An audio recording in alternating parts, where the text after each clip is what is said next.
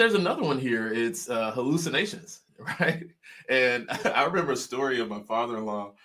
My father-in-law said, "You know what? I was sick one time. I went to the hospital, and they gave me some Vicodin, and I'm not a person to take medicine and do well with it, Ario." This is what my father-in-law told me. He said, "You know what? I was sitting on my bed, and I'm looking down at my feet, and my feet got to walking away from me." And I just bust out laughing. I was laughing because it was just like, what are you talking about?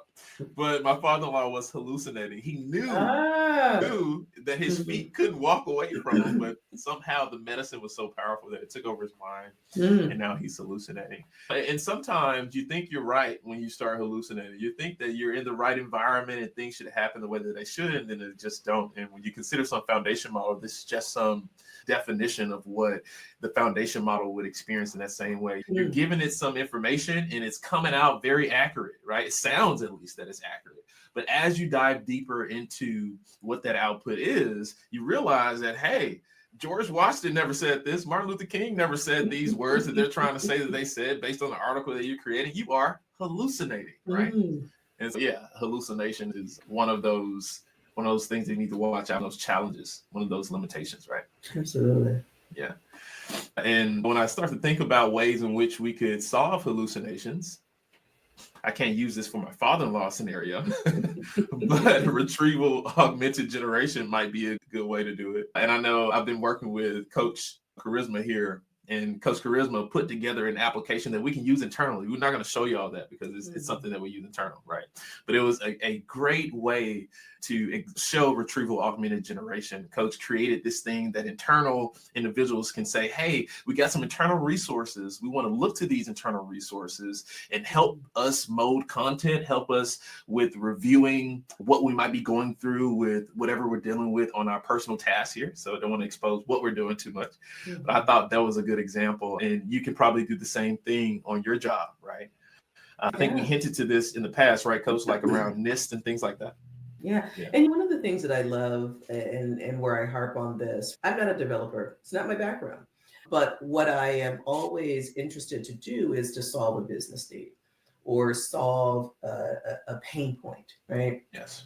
And it took me maybe about 3 months as I was thinking about different ways to solve for a problem, right? A problem internal to our team.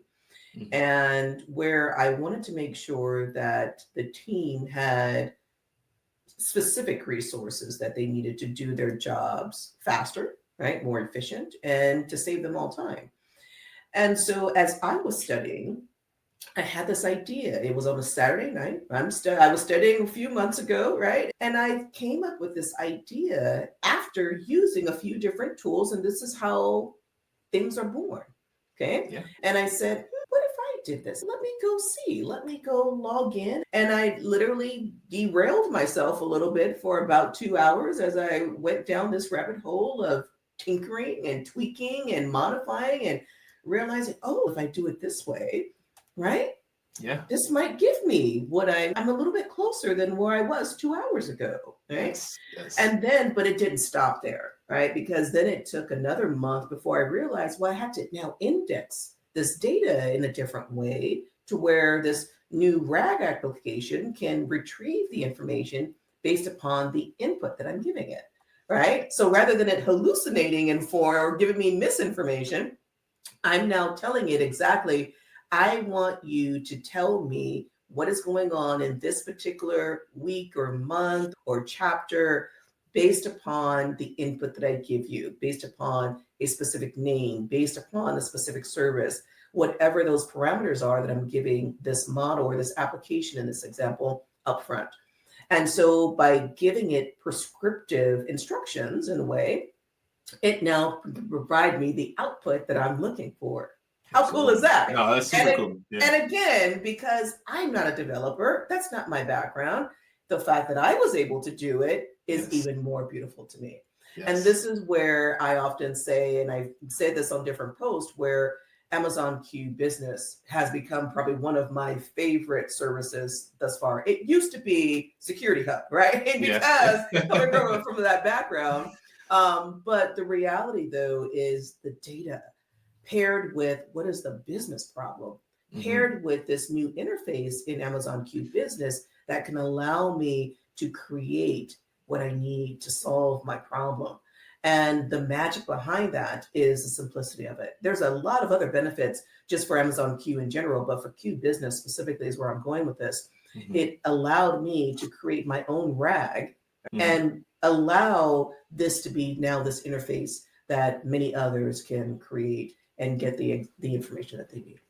Absolutely. And what a great example of what that could look like for you if you can put that in practice too, right? A quick way that you can see a hallucination is something I tried. Go and find your favorite large language model. Ask it a question about some medicine, right? Ask it a question about some medicine and make up the name of that medicine. It's going to That's a good example. It's going to give you a dosage. And so this is one of those opportunities where that thing is hallucinating. It'd probably be most effective with that same process that Coach put together for us internally here. So absolutely.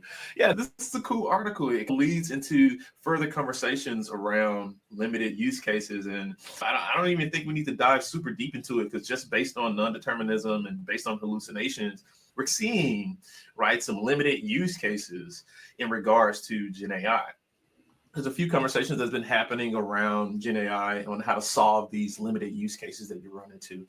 And one of my favorites is building out agents. We're not in that domain yet. That's in domain 3. When we hit domain 3 in the week to come. I'm looking forward to that one. I love it. Yeah, I love it. yeah. I might want to orchestrate some agents, right? There you go.